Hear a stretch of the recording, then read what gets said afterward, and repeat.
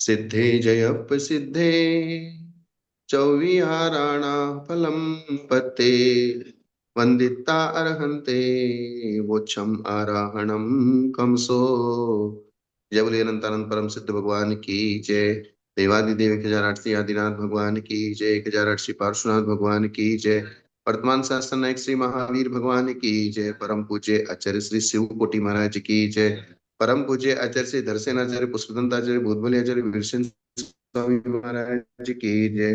परम पूज्य आचार्य श्री आदि सागर जी महावीर कीर्ति सागर सन्मति सागर जी महाराज की जय। आचार्य श्री कुंथु सागर जी गुरुदेव की जय। आचार्य श्री पद्मनंदी जी गुरुदेव की जय। जिनवाणी माता की जय।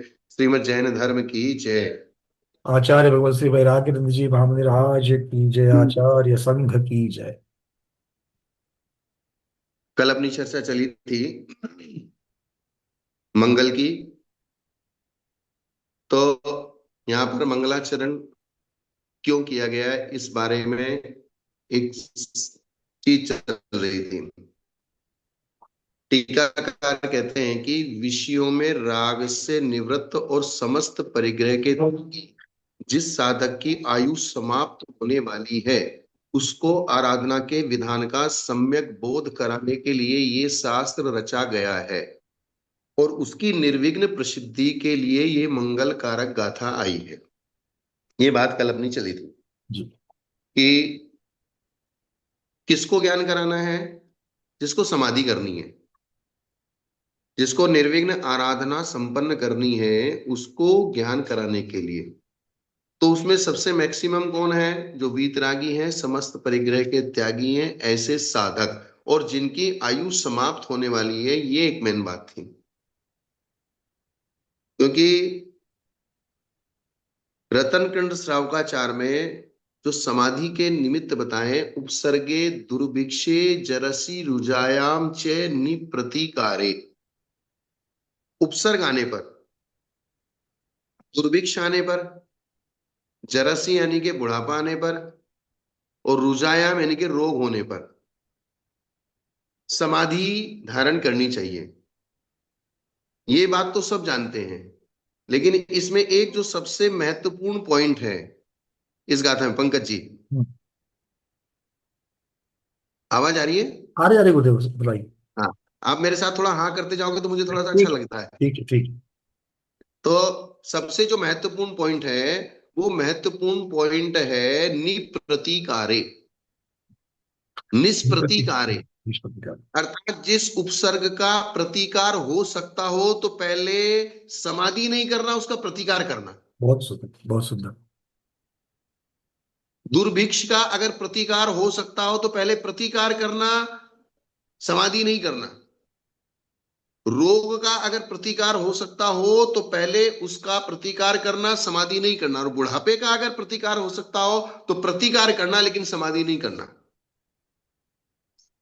ये बहुत महत्वपूर्ण बात है, क्योंकि ये सीधे जाकर के नहीं तो ये आत्मघात हो जाएगा। हाँ, सीधा सीधा रोग हुआ, नहीं भाई मुझे समाधि दे दो। बुढ़ापा आया, नहीं मैं समाधि कर रहा हूं। उपसर्ग आ गया, बोले नहीं मुझे समाधि करनी है। 12 साल का दुर्भिक्ष यहां पर रहा, तो 12 साल के दुर्भिक्ष का प्रतिकार भद्रभाव आचार्य के पास था, तो अपने संगों को लेके दक्षिण में चले गए बिल्कुल। कि भाई मैं दक्षिण जाके अपने साधुओं की साधना कराऊंगा। तो ऐसा रोग जिसका डॉक्टर ने मना कर दिया है कि बोले अब कोई इलाज नहीं है, भगवान का नाम लो, तब जाके समाधि की तैयारी करना। क्या? बिल्कुल। तो इसलिए उसमें जो शब्द पड़ा है निष्प्रतीकारे, अगर ये चार पांच चीजें इलाज से रहित हों, अर्थात इनका कोई भी इलाज ना हो, तब हम समाधि की तैयारी करें। अगर इनका इलाज हो सकता हो तो पहले इलाज कराएं, क्योंकि साधु बहुमूल्य चीज है। कल्याणकारक हमारा एक शास्त्र है, आयुर्वेदिक शास्त्र, जैन धर्म का सबसे बड़ा। आपने शायद नाम सुना होगा।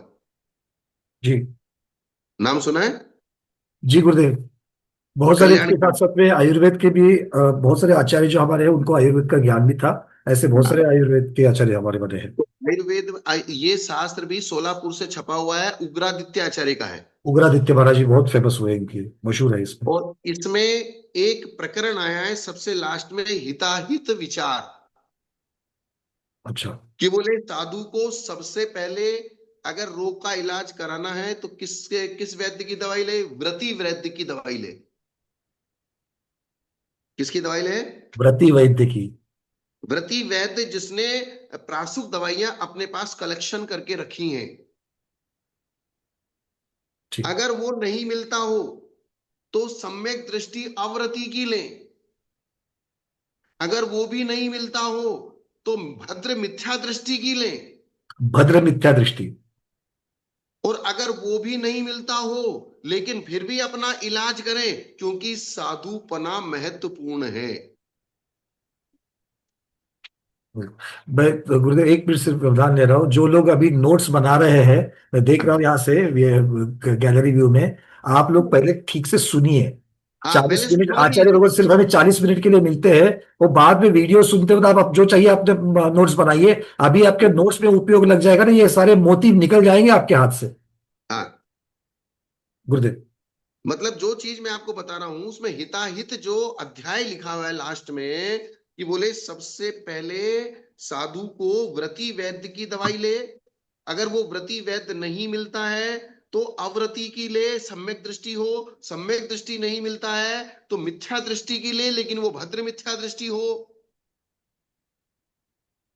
और वो भी नहीं मिलता है तो जो हो वो ले, क्योंकि साधु का जीवन और साधु की चर्या महत्वपूर्ण है, उसको बचाना जरूरी है।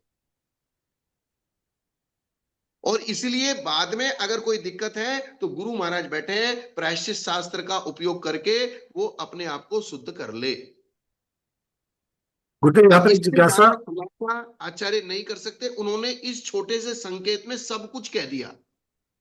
अच्छा जी, एक जिज्ञासा का समाधान यहाँ मैं जस्ट गलत विचार ना पड़े इसलिए मैं पूछ रहा हूँ कि हाँ, ये सारी चर्चा जो है मतलब भद्र है, मिथ्या दृष्टि है, ये सारी वैद्य की चल रही है, ना कि दवाई की। दवाई तो प्रासु की होनी चाहिए।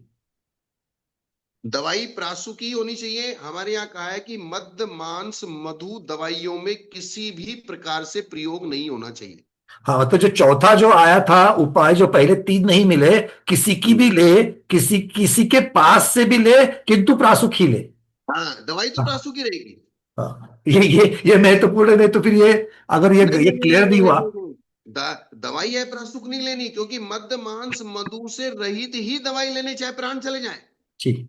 बहुत बढ़िया। और एक चीज और मैं बता दूं, जितने भी मैंने श्रावकाचार पढ़े हैं उन सब श्रावकाचार में श्रावक के भोजन की शुद्धि क्या है मेन? हम्म। तीन मकार का श्रावक त्याग। को है मद्य मांस मधु से रहित जिसका भोजन है, वही श्रावक के भोजन की शुद्धि है। अर्थात उसके भोजन में किसी भी प्रकार से मद्य मांस मधु का, किसी भी प्रकार से, पांच उदंबर फलों का, मद्य मांस मधु का, तीन मकारों का, यानी कि मद्य मांस मधु का प्रयोग उसके भोजन में नहीं ही होना चाहिए, किसी भी प्रकार से, डायरेक्ट हो चाहे इनडायरेक्ट हो। ये चीजें उसके भोजन में नहीं चाहिए तो उसके भोजन की शुद्धि कहलाती है। ये बात महत्वपूर्ण है। और एक चीज सब लोग नियम से ध्यान रखना, मैं जो भी कुछ बोल रहा हूं मैं अंतिम नहीं हूं। क्या पंडित जी? कुछ विवक्षा से ये कथन चल रहा है, तो कुछ हाँ, ग्रंथों में थोड़ा बहुत आगे पीछे हो सकता है। वहां की विवक्षा क्या है, यहाँ की हाँ, विवक्षा क्या है, या कोई दूसरे गुरु भी बताएंगे तो उनकी विवक्षा क्या है, ये पहले लगाना चाहिए और फिर उसके हाँ। ऊपर। आप मेरी बात, होता क्या है कि वैराग्यनंदी महाराज ने ऐसा बताया, वो महाराज ऐसा बता रहे, हो सकता उनकी विवक्षा वो अलग विवक्षा से बता रहे हो और मैं अलग विवक्षा से बता रहा हूं, और आपको विवक्षा समझ में नहीं आई तो दोनों में विरोधाभास लग सकता है। बिल्कुल। और उस विरोधाभास को अगर हमको दूर करना है तो हमको विवक्षा समझ लेंगे तो विरोधाभास खत्म हो जाएगा। विरोध जैसा लगता है लेकिन विरोध नहीं होता है, क्योंकि विवक्षाएं भिन्न भिन्न होती हैं। क्या होती है? ये जो पूर्वाचार्यों के साथ हो रहा है तो आज के आचार्यों के साथ तो बिल्कुल सहजता से होता है ये। बस, और आज जितने भी विवाद हैं वे सारे विवाद सिर्फ और सिर्फ विवक्षा को नहीं समझने के हैं। अगर विवक्षा समझ में आ जाएगी तो इसलिए प्रमाण, न्याय और निक्षेप, ये तीन चीज के अगर हम मास्टर नहीं है तो हम शास्त्र पढ़ने के अधिकारी भी नहीं है, हम कुछ का कुछ अर्थ निकालेंगे। इसलिए सबसे पहले उन्होंने कहा कोई शब्द शुद्धि करता है लेकिन अर्थ शुद्ध नहीं करता है। सही बात। कोई अर्थ शुद्धि पढ़ता है, अर्थ शुद्ध करता है, लेकिन वाक्य शुद्ध नहीं पढ़ता है। इसलिए तीसरी उभय शुद्धि बताई कि शब्द भी शुद्ध पढ़ना और अर्थ भी शुद्ध करना। तो ये इस तरीके की चीजें हैं कि साधु का जीवन रत्नत्रय महत्वपूर्ण है, और जितना ज्यादा से ज्यादा टाइम उसको यहाँ मनुष्य पर्याय में रत्नत्रय में मिलेगा, क्योंकि यहाँ का एक समय भी असंख्यात गुणी कर्मों की निर्जरा करता है। लास्ट का जो अंतर मुहूर्त भी कम नहीं करना, एक अंतर मुहूर्त भी इस मनुष्य पर्याय का कम नहीं करना, क्योंकि स्वर्गों में जाकर चौथे गुणस्थान में जितनी निर्जरा पूरी जिंदगी में भी नहीं होगी, 10,000 वर्ष नहीं, एक सागर में भी नहीं होगी, उतनी निर्जरा यहाँ अंतर मुहूर्त में हो जाएगी। मतलब जहां टाल सकते, जितने उपाय कर सकते वो उनके उपाय भी करना है। अगर जब उपाय नहीं है, कोई उपाय नहीं है, तब संलेखना ये उसके ऊपर का उपाय है। बस यही चीज। और इसलिए होता क्या है, एक सबसे बड़ी चीज कमी क्या हो रही है, साधु लोग जो भी आचार्य बने हैं, मैं किसी की वो नहीं करता हूं, या जो भी बड़े बड़े पदों पे बैठे हैं, प्रायश्चित शास्त्र अगर उन्होंने नहीं पढ़ा है तो बहुत सारी विवक्षाएं सामने ही नहीं आती। अच्छा। क्योंकि साधारण मुनियों को प्रायश्चित शास्त्र पढ़ने का अधिकार नहीं है, श्रावकों को आचार्य प्रायश्चित शास्त्र पढ़ने का अधिकार नहीं है। आचार्य ही पढ़ सकते हैं। आचार्य प्रायश्चित शास्त्र पढ़ सकते हैं, और बहुत सारे आचार्य हमने ऐसे देखे हैं कि जिनके पास प्रायश्चित शास्त्र उनके पास है ही नहीं, जिंदगी में कभी उन्होंने देख उसकी शकल ही नहीं देखी, और फिर वो बहुत सारी, क्योंकि उसमें बहुत सारे रास्ते हैं साधुओं को जिंदा रखने के। अच्छा। वो एक कानून की डायरी है हमारी, और किस समय हमको क्या करना चाहिए, क्या निर्णय लेना चाहिए, क्या नहीं करना चाहिए, क्या हम कर सकते हैं। क्योंकि सामान्य रूप से जो प्रवचन किया जाता है वो राजमार्ग का ही प्रवचन किया जाता है, अपवाद मार्ग का कभी भी प्रवचन नहीं किया जा सकता। किंतु अपवाद मार्ग होते हैं। अपवाद मार्ग होते हैं, और वो अपवाद मार्ग सिर्फ और सिर्फ आचार्य की नॉलेज में होते हैं, जो प्रायश्चित शास्त्र के माध्यम से उनको मिलते हैं। और इसलिए टेम्परेरी जब होता है तब उस अपवाद मार्ग का यूज करके आचार्य उसको प्रायश्चित देकर शुद्ध करके वापस उसको स्थिर कर देता है। बात समझ में आई मेरी? ठीक।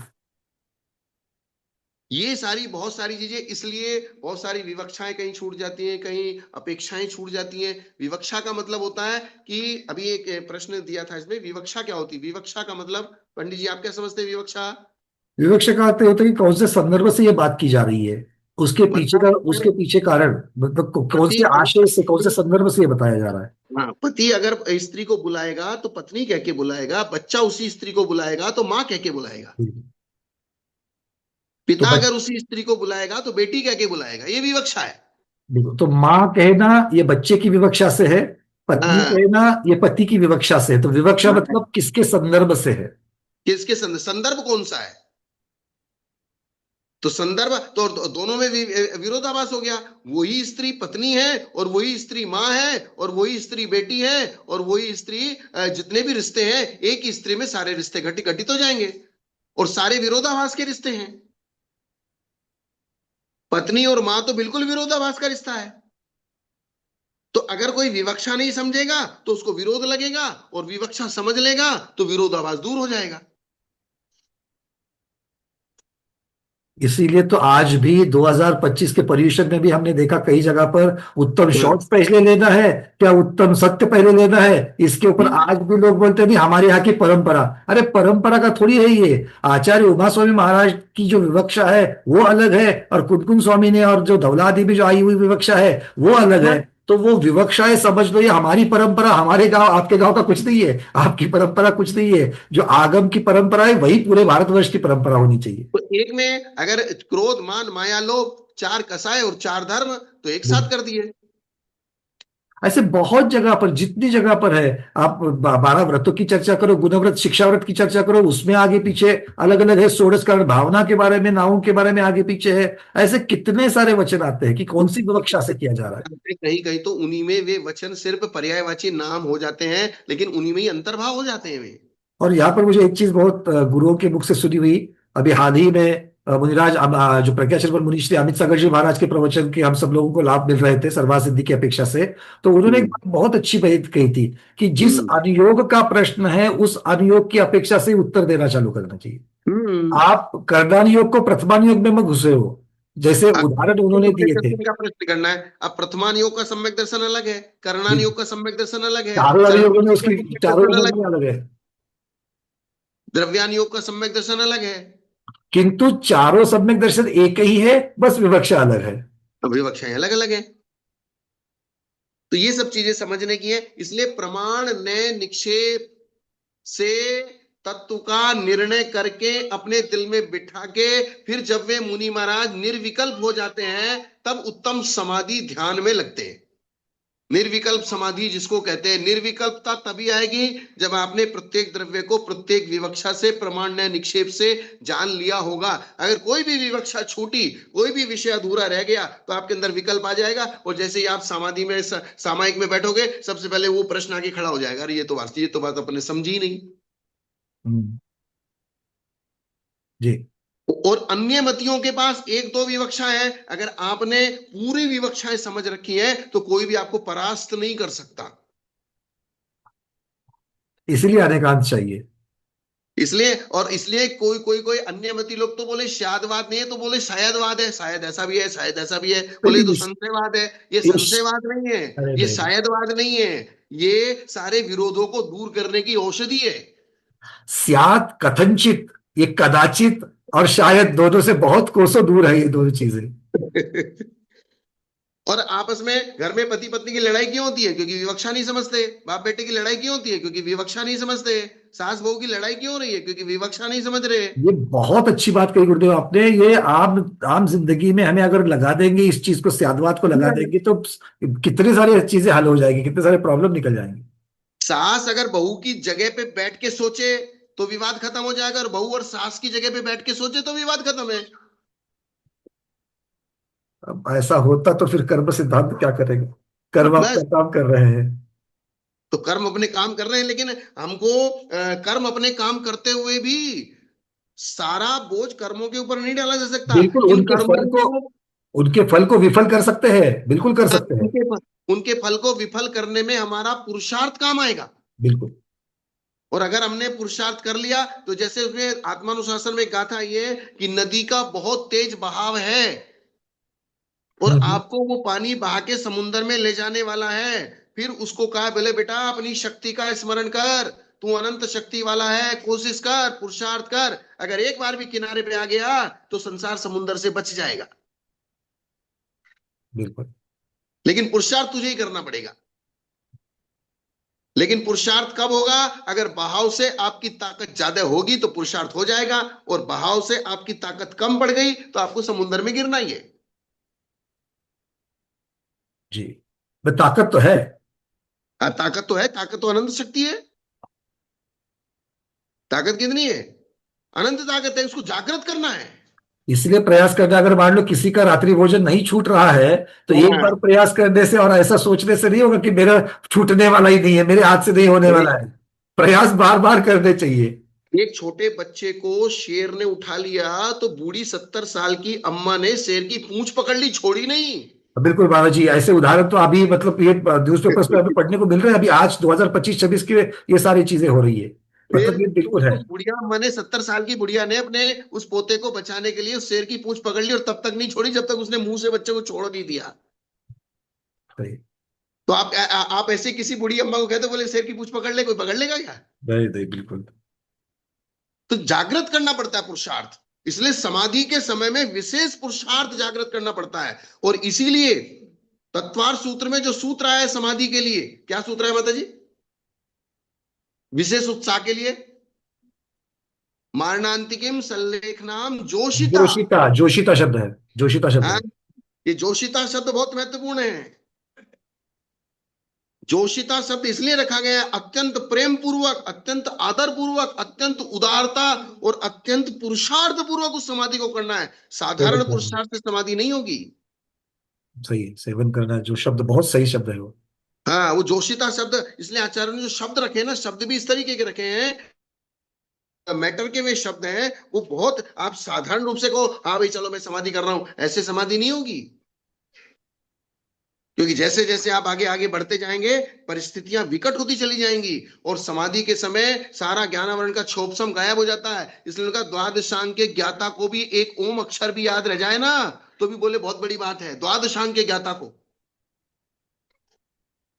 बिल्कुल। अगर समाधि के समय एक ओम अक्षर याद रह जाए। तो यहाँ इस पर हमारा कहना है कि अगला पैराग्राफ ले लेते हैं थोड़ा सा, हम्म। कि यहाँ बताया ना कि राग से निर्वृत्त और समस्त परिग्रह के त्यागी साधु जिनकी आयु समाप्त होने वाली है, उनके लिए ये शास्त्र रचा है। तो फिर हम कह रहे हैं कि बोले जो चौथे गुण स्थान वाले असंयत सम्यक दृष्टि है, संहिता संयत पांचवें गुण स्थान वाले हैं, प्रमत्त संयत और अप्रमत्त संयत ये भी जो छठे सातवें गुण स्थान वाले हैं, और राग रहित समस्त परिग्रह के त्यागी वो तो आठवें गुण स्थान वाले हैं, आठवें नौवें दसवें गुण स्थान वाले। तो बोले चौथे पांचवें छठे सातवें ये भी तो आराधक हैं, ये भी तो आराधना करते हैं। तब आप ये क्यों कहते हो कि विषयों के राग से निर्वृत्त समस्त परिग्रह के त्यागी साधक के लिए ही ये ग्रंथ रचा है? वही आपका प्रश्न था ना, कल कल इसी पर यही पूछा गया था, क्योंकि यही पूछा सबके गया। सामने आते ही वो मन में जिज्ञासा उठी थी। अब यहाँ हाँ, पर उन्होंने वही इस चीज को ही लिया है। इसी चीज को लिया है कि बोले आपने कह दिया आठवें नौवें दसवें गुण स्थान वाले के लिए समाधि का ग्रंथ लिखा है, तो यहाँ तो चौथा पांचवा छठा और सातवां ये भी तो आराधक है। तभी आप ये क्यों कहते हैं कि विषयों के राग से निर्वृत्त समस्त परिग्रह के त्यागी साधक के लिए ग्रंथ रचा है?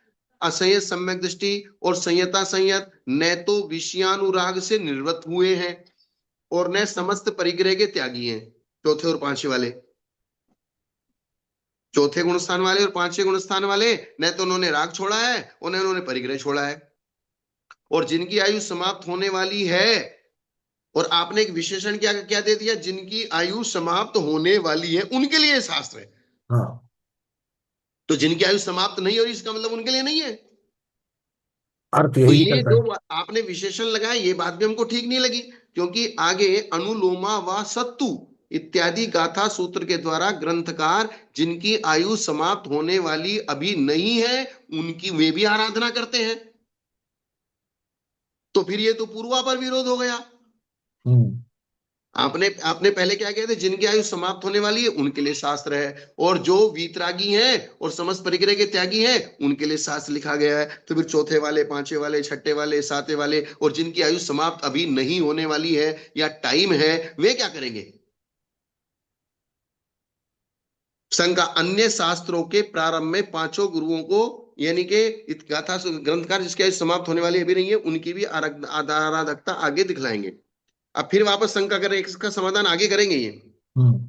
अन्य शास्त्रों के प्रारंभ में पांचों गुरुओं को नमस्कार किया गया है, और उनमें प्रारंभ में अर्यंतों को ही ग्रहण किया गया है, किंतु यहाँ सिद्ध और अनंत दो को ही ग्रहण किया गया है, और वो भी विपरीत क्रम से ग्रहण किया गया है। अर्थात सिद्धे जयप सिद्धे, पहले सिद्ध भगवान को ग्रहण किया गया है, बाद में अरहत भगवान। अर्यंत भगवान को ग्रहण किया गया है, और पांच में से दो को ही ग्रहण किया गया है। अर्थात सिद्धों का ग्रहण प्रथम और अनंतों का पश्चात किया गया है। इस प्रकार की विपरीतता का क्या कारण है? बोले आपने जो गाथा बनाई है, मंगलाचरण किया है, उस मंगलाचरण में पहले अर्यंत, पहले सिद्धों को लिया, बाद में अर्यंतों को लिया, और पांच में से दो को लिया। इसका कोई इस प्रकार उत्तर देते हैं, कोई अन्य इस प्रकार उत्तर देते हैं कि अन्य प्रकार से प्रवृत्ति करने का कारण है। अगर कोई प्रवृत्ति राजमार्ग से नहीं की गई है, अन्य प्रकार से की गई है, तो उसके पीछे रीजन होता है। हाँ, उसका कारण बताएंगे। राजमार्ग ये होता है कि जैसे मुनि संग बैठा है, आचार्य महाराज बैठे हैं तो पहले आचार्य महाराज को नमस्ते करो, मुनि महाराज बैठे हैं फिर मुनियों को नमस्ते करो, फिर माता जी को नमस्ते करो, फिर शुल्लक जी को नमस्ते करो, फिर कोई व्रती श्रावक बैठा है उसको इच्छाकार करो। तो ये क्या हुआ? राजमार्ग हुआ। और किसी ने आके अगर मुनि महाराज को, आचार्य महाराज को नमस्कार नहीं करके उन्हीं के सामने सीधा आरिका माता जी को नमस्कार कर लिया, हम्म। तो फिर क्या ये गलत हो गया, सही हो गया ये? अब इसके अलग अलग कारण हो सकते हैं। तो इसलिए तो यहां लिखा है ना, अन्य प्रकार से प्रवृत्ति करने का कारण है। हम्म। अन्य प्रकार से प्रवृत्ति करने का, इसका आ- मुझे कोई उदाहरण बताओ आगम का। कि जिसमें इस प्रकार से क्रम नहीं किया है। हाँ, अर्थात मुनि महाराज के सामने ही श्रावक को नमस्तु किया गया, नमस्कार किया गया। चलो दीपा दीदी कुछ कहना चाहती है। दीपा दीदी, मैं यहाँ से आपको अनम्यूट कर रहा हूँ। अनम्यूट करिए दीदी। हाँ। रेवती रानी का, रेवती रानी का उदाहरण है। रेवती रानी में क्या, रेवती रानी ने क्या किया था? नहीं, ने उनको महाराज जी ने एक शुल्लक जी को बोला था, एक जाके बोलो उनको। तिलक जी ने तो नमस्कार नमस्तु ही नहीं किया उन महाराज को। हाँ, नहीं नहीं, महाराज यहाँ पर प्रश्न थोड़ा सा दीदी अलग है। महाराज जी कहते हैं कि क्रम से ना करते हुए अक्रम से नमस्तु किया है, अक्रम हाँ, से पूज्यता दिखाई सामने है। ही, सामने ही, बस। मुनि महाराज के सामने ही। हाँ, सामने मतलब वहां पर क्रम होना चाहिए था, वो क्रम ना रखते हुए। तो रेवती रेवती रानी ने क्या किया कि वो मुनि महाराज के पास गए और उन्होंने नमोस्तु किया ही नहीं, गए नमोस्तु नहीं किया, फिर बाद में रेवती रानी के पास गए, फिर रेवती रानी को उन्होंने आशीर्वाद दिया। वो पूर्णिमा मैटर दीदी, आप बिल्कुल कुछ अलग कहना है। चाहती है? पूर्णिमा दीदी। मैं ये कहना चाहती हूँ, लेकिन ये कहना चाहती हूँ कि पहले महाराज जी ने बोला कि कि रेवती रानी को पहले करना, छुलक जी को नहीं। तो फिर उनको समझ में आया, क्योंकि जो महाराज जी थे अभव्य सेन मुनि महाराज, वो मिथ्या दृष्टि थे, इसलिए वो समझे कि नहीं, पहले तो जो सम्यक दृष्टि उस जीव को नमस्कार किया नहीं गया। भाई, यहाँ तो मिथ्यात्व और सम्यक्त्व की बात है। मान लो कि दोनों भी सम्यक दृष्टि है। यहाँ पर आचार्य, उपाध्याय और साधु, अगर आचार्य महाराज बैठे, मुनि महाराज बैठे और आरिका माता जी बैठी है, तो ऐसा कोई उदाहरण आपको मालूम है क्या कि पहले हाँ, आरिका माता जी को किया हो या फिर आगे पहले आचार्य के पहले मुनि महाराज को किया हो? ऐसा कोई उदाहरण? प्रमोद जी बोलिए। ये अंजन चोर में जब विद्या सिद्ध हुई थी, जब वो गया तो सबसे पहले उपकारी सेठ जी को तो की नमस्कार किया था। उसके बाद वहां आप मुनि महाराज को नमस्कार ये किया, विवक्षा हो उन्होंने सकती है। विद्या उनको चलो ठीक है। है। ये थोड़ा सा अंजन सब्जेक्ट के नजदीक गए थोड़ा सा। अंजन अंजन चोर की अपेक्षा से, और विवक्षा से उन्होंने बोला, बट उन्होंने उदाहरण जो दिया है वो अंजन हाँ, चोर का उदाहरण दे दिया उन्होंने। लेकिन वहां तो वंजन चोर के वहां पे सिर्फ भगवान के मंदिर में थे सेठ जी उस समय। हम्म। तो ये तो नमोकार महामंत्र में तो हम लोग करते ही करते कि पहले अनंत भगवान को ही नमस्तु करते हैं और फिर सिद्ध भगवान पे करते हैं। लेकिन वहां दोनों ही परमेष्ठी हैं, हाँ। दोनों ही परमेष्ठी हैं, और पांचों ही परमेष्ठी हैं, उनमें किसी को आगे पीछे किया, पूर्वानुपूर्वी पश्चातानुपूर्वी यथा तथानुपूर्वी चलेगा। लेकिन यहाँ प्रश्न ये है कि आचार्य महाराज के सामने, मुनि महाराज के सामने एक श्रावक को नमस्कार किया, हम्म। जो और फिर परमेश्वर नहीं आचार्य है। महाराज ने, मुनि महाराज ने उसका बुरा भी नहीं माना।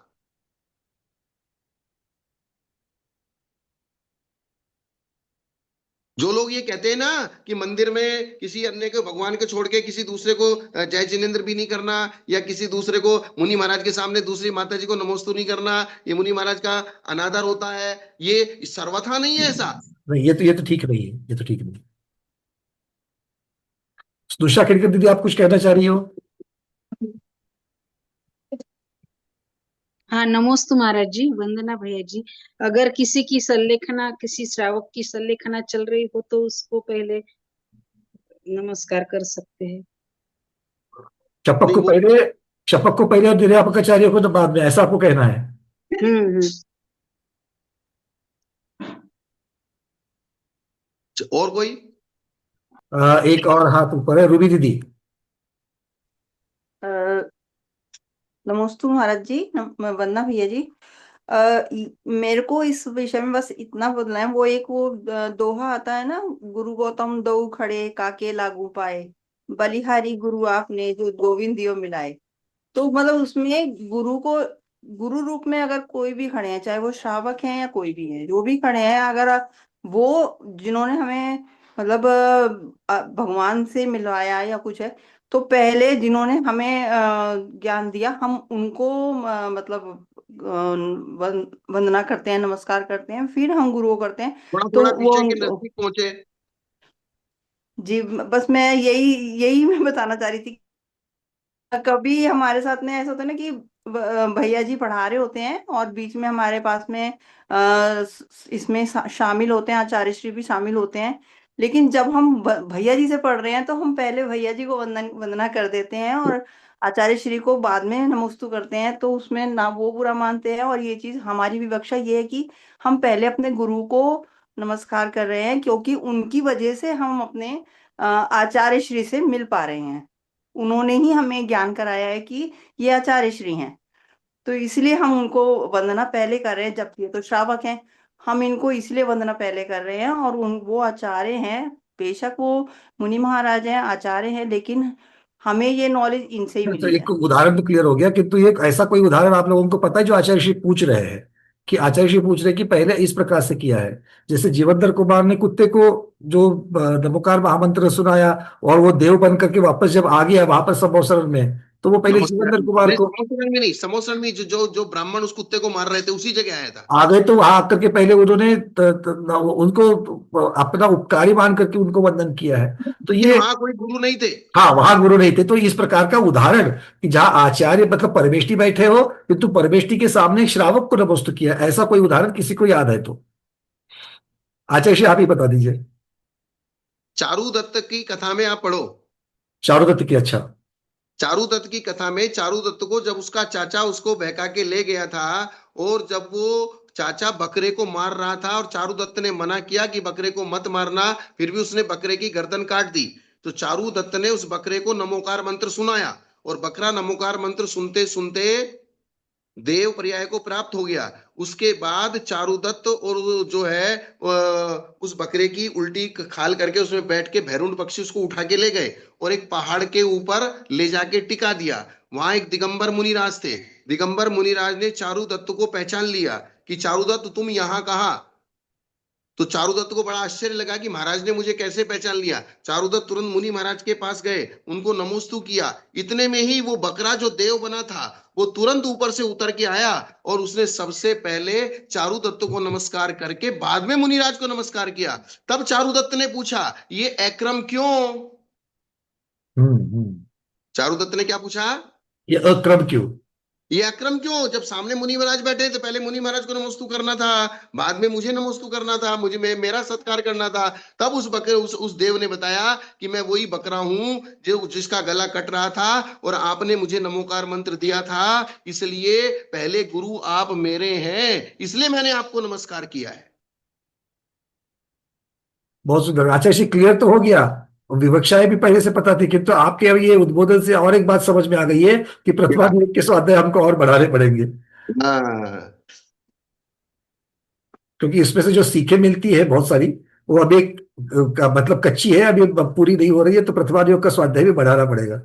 इसका मतलब यहाँ जो लाइन लिखी है ना, अगर अन्य प्रकार से कुछ प्रवृत्ति की जा रही है तो उसके पीछे कारण होता है, लेकिन राजमार्ग एक ही होता है। जैसे दीदी ने कहा कि अगर आपको यहाँ हम राजमार्ग से चल रहे हैं, कि अगर कोई मुनि महाराज आ गए, आचार्य महाराज आ गए, तो राजमार्ग के अनुसार आप पहले मुनि महाराज को, आचार्य महाराज को नमस्तु कीजिए, फिर बाद में भैया जी को वंदना कीजिए, वो चलेगा। राजमार्ग को आप मत बिगाड़िए।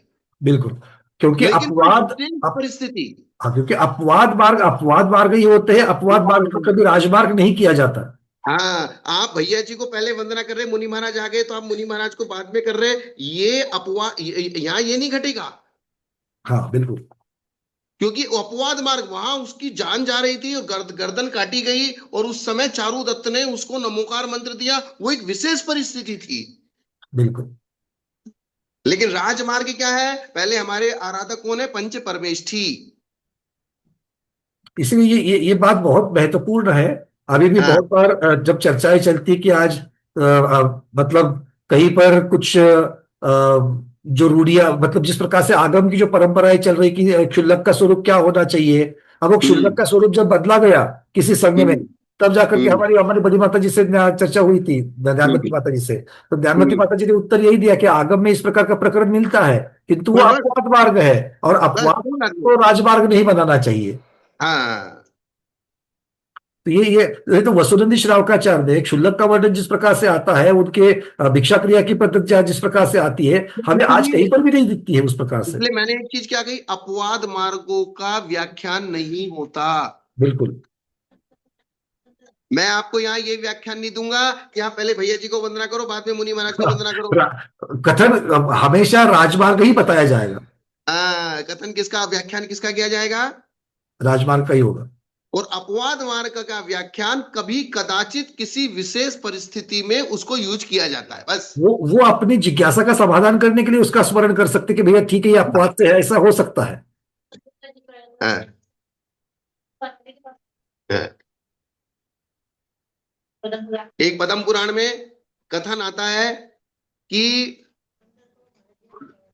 एक बंदर को महाराज ने बचाया, फिर उसकी समाधि हुई। वो मैं समझ के बताऊंगा आपको, मेरे ध्यान में नहीं आ रहा पूरा। तो ये यहाँ मेन चीज क्या है, अन्य प्रकार से प्रवृत्ति करने का कारण है। यहाँ जो अर्यंत और सिद्ध को नमस्कार किया गया है, सिद्ध और अरंत को विपरीत क्रम से नमस्कार किया गया है, उस प्रवृत्ति का कारण है। क्योंकि राजमार्ग है नमो रिंताणम, नमो सिद्धाणम, नमो आयरणम, नमो वच्छायणम। सिद्ध और साधक के भेद से जीव दो प्रकार के होते हैं। उसका कारण क्या है? हाँ, सिद्ध जीव और साधक जीव, इस प्रकार हाँ, से भेद। अर्यंत और सिद्ध दोनों सिद्ध हैं, दोनों भी सिद्ध है। अर्थात उनके कार्य पूरे हो चुके, वो कृतकृत्य हो चुके। भले ही वो अर्यंत है, संसार में है, लेकिन अब उनको कुछ नहीं करना, सब ऑटोमेटिक सिस्टम से होगा। कृतकृत्य हो चुके हैं वो।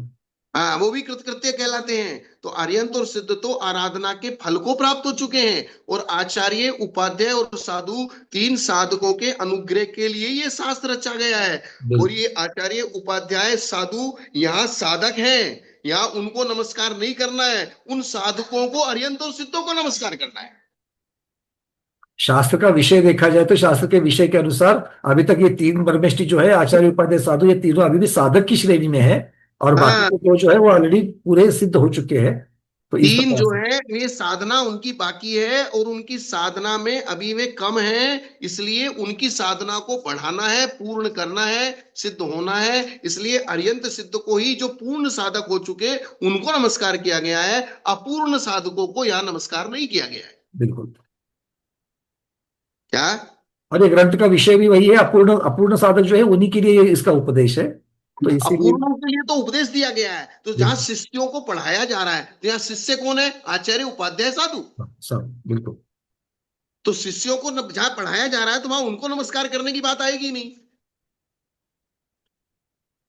तो अर्यंत सिद्ध और आराधना के फल को प्राप्त कर चुके हैं, आचार्य, उपाध्याय और साधु, इन तीन साधकों के उपकार के लिए शास्त्र रचा गया है। इसलिए सिद्धों का मंगल रूप से ग्रहण युक्त है, आचार्य आदि का नहीं, क्योंकि उन्हीं के लिए ग्रंथ रचा गया है। तो जिनके लिए ग्रंथ रचा गया, उन्हीं को पहले नमस्कार करना। अब आगे तो और भी उसको कर रहे हैं, अभी देखिए उसको।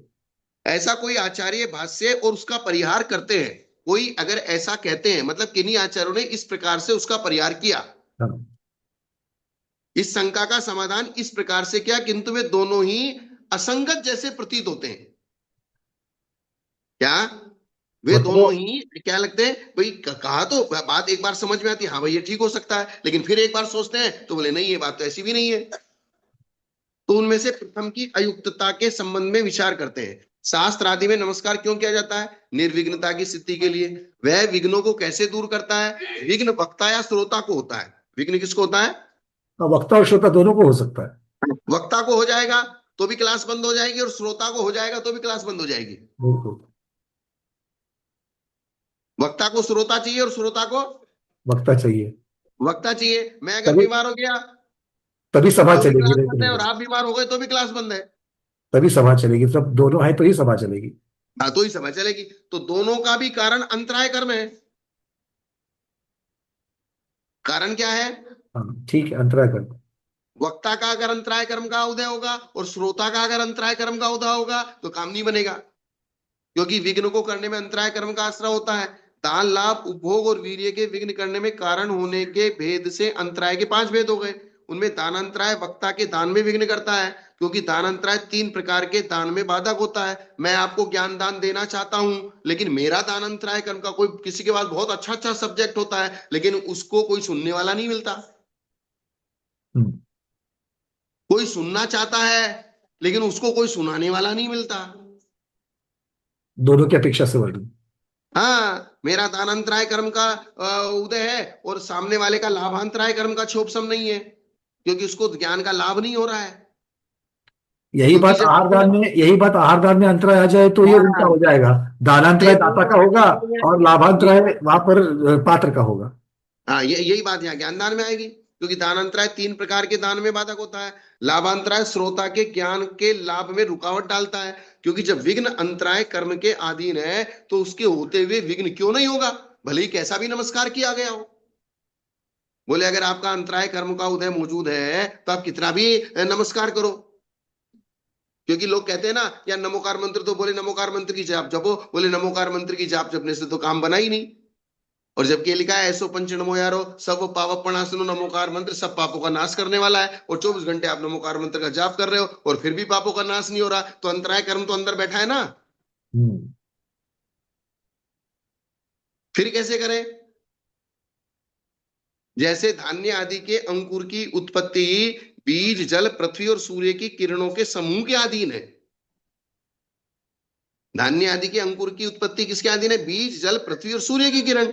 अतः अपनी कारण सामग्री के परिपूर्ण होने पर उसकी उत्पत्ति साल तमाल आदि के रहते हुए भी अवश्य होती है। उसी तरह यहां भी जानना, कारण सामग्री अगर पूरी होगी तो कार्य होगा, और कारण सामग्री में अगर कमी रह गई तो कार्य नहीं होगा। और कारण 2 प्रकार के होते हैं, अंतरंग कारण और बहिरंग कारण। अंतरंग में आपका लाभांतराय का क्षोभसम होना चाहिए, अंतरंग में आपका दानांतराय का क्षोभसम होना चाहिए, और बहिरंग में वैसे आपको साधन मिलने चाहिए, तब जाके कारण सामग्री की पूर्णता होगी तो कार्य हो जाएगा। ठीक। जैसे सोना बनाने की विधि है, अगर थोड़ा सा भी बाल बराबर इधर का उधर हुआ, शास्त्र में लिखी है स्वर्ण बनाने की विधि, लेकिन बोले उसका अंतरंग कारण क्या है? आपके पुण्य कर्म का उदय होना चाहिए, आपके लाभांतराय का क्षोभसम होना चाहिए, और बहिरंग साधन जो उसकी विधि बताई है उस विधि के साधनों की विवक्षा व्यवस्थित होनी चाहिए, तो आपका सोना बन जाएगा, चाहे ढेर सोना बना लो आप। बिल्कुल। तो ऐसे अंतरंग कारण और बहिरंग कारण दोनों कारण होंगे तो नियम से कार्य की सिद्धि होगी। और अंतरंग कारण बहिरंग कारण में कहीं कोई भी कमजोर रह जाएगा तो कार्य की सिद्धि नहीं होगी। एक गाड़ी आपकी है 10 करोड़ की है चाहे 5 करोड़ की है, अगर इसमें बारीक सी भी कोई बाल बराबर भी गलती रह गई, अगर हवा का बुलबुला भी अटक गया ना ऑयल में, एयर ले गई गाड़ी, तो गाड़ी खड़ी हो जाएगी। बिल्कुल। तो अंतरंग कारण बहिरंग कारण से कार्य की सिद्धि होती है। और उसी तरह यहां जानना कि नमस्कार आपने बहिरंग में कितना भी किया है, आपका अंतरंग कारण नहीं है तो विघ्नों का नाश नहीं होगा। और अंतरंग कारण है, कभी आपका क्षोभसम है और अंतराय कर्म का विशेष क्षोभसम है, नमस्कार नहीं भी किया तो भी कार्य की सिद्धि हो जाएगी। और कहीं दोनों मिलके, कहीं आपके अंतरंग कारण थोड़ा सा था फिर थोड़ा सा आपने नमस्कार कर लिया तो क्षोभ समृद्धि को प्राप्त हो गया तो कार्य की सिद्धि हो गई। तो विवक्षाएं हैं सब, ठीक है ना पंडित जी? तो अच्छा जी, बिल्कुल। ये उन्होंने मतलब ये जो पहले जो कहा था कि हाँ। साधक और सिद्ध, ये दोनों की अपेक्षा से जो विवक्षा की गई थी, उसी को यहाँ पर वो अलग तरीके से देख रहे हैं, क्योंकि उनको असंगत क्यों लग रहा है, ये असंगत का कारण वो यहाँ पर दे रहे हैं कि भाई ठीक है, मंगलाचरण तो आपने कर दिया, किंतु मंगलाचरण से ये चीज सिद्ध होती है या फिर विघ्न का नाश होगा, ऐसा यहाँ पर वो नहीं कह रहे हैं, क्योंकि उसके लिए दोनों प्रकार के कारण दे रहे हैं। अभी तक तो उन्होंने मंगलाचरण अंतरंग और बहिरंग कारण के ऊपर क्या प्रभाव डालता है इसकी चर्चा अभी पर नहीं आई है। और अभी तो हमारा पहला प्रश्न भी बाकी है कि आचार्य वो चौथा गुणस्थान, पांचवा गुणस्थान, छठा गुणस्थान, सातवां गुणस्थान, उसका भी समाधान बाकी है। हाँ, वो भी उन्होंने ऐसे ही रखा है अभी तक, भाई एक एक चीज को लेकर के चलेंगे शायद। अभी तो पहले उलझाएंगे, ये उलझा उलझा के फिर सुलझाएंगे। हाँ बिल्कुल। यही तरीका है। हाँ, पहले उलझा उलझा के फिर सुलझाएंगे धीरे धीरे। चलिए ठीक है ना, बस आज इतना ही। हाँ, आज इतना ही रखते गुरुदेव, बहुत बढ़िया। तो आज के आप स्वाध्याय को, किसी को सुनने में भाई, हाँ जैसे कुछ कह रहे थे आप। मैं ये कह रहा था कि भाई बोरियत तो नहीं होती, विषय को थोड़ा और अरे भाई आचार्य जी, आप लोगों को पूछ रहे हो गुरुदेव, ऐसे चेहरे खिल गए हैं और उपस्थिति भी पूरे फुल फॉर्म में है। 241 की तो लॉगिन है, मतलब वहां पर कम से कम 250-300 के आसपास लोग बैठे हुए हैं, और ये अंतिम क्षण तक तो बैठता है। इसका मतलब ये सब लोगों को बहुत अच्छा लग रहा है, बहुत देखिए बहुत आनंद आ रहा है, लिख रहे हैं। नहीं एक नहीं, बढ़िया। जिनवानी, और वो भी ऐसे मतलब वक्ता के हाथ से अगर मिल जावे तो सोने पे सुहागा तो होता ही होता है। फिर भी मैं बार बार यही कहता हूँ कि मैं अंतिम नहीं, क्षोभसम ज्ञानी हूँ। ये तो गुरुदेव, ये तो लघुता आप प्रकट कर रहे हैं, और एक एक बहुत अच्छा हम सबके सामने संदर्भ रख रख रहे हैं, अच्छा एक क्या कह सकते हैं कि एक रेफरेंस रख रहे हो कि कितना भी पढ़े तो भी स्वाध्याय के लिए पढ़ाई अंतिम हाँ, नहीं होती है। थोड़ी सी पढ़ाई करके तो हम लोगों को तो बिल्कुल भी सेटिस्फाई नहीं होना है। जब तक केवल ज्ञान नहीं होता है तब तक हम सब छद्मस्त ही है। किसी भी बात के लिए अड़ना नहीं। हाँ बस। अगर कोई कि अपने ज्ञान को लेके किसी भी बात के लिए अड़ जाएंगे, नहीं ऐसा ही है, अरे और ये बहुत जो सारी अलग अलग बातें तरीके से हैं। चर्चा हो रही है ना, अलग अलग तरीके से जब चर्चा होती है तो बहुत अच्छी तरीके से विषय खुल जाता है वो। हाँ, ठीक है पंडित जी। चल, आज के स्वाध्याय को गुरुओं के श्री चरणों में बारंबार नमोस्तु वंदना भी इच्छाकार करते हुए यहीं पर समापन करते हैं। जैनम जयतु शासनम, जैनम जयतु शासनम, जैनम जयतु शासनम।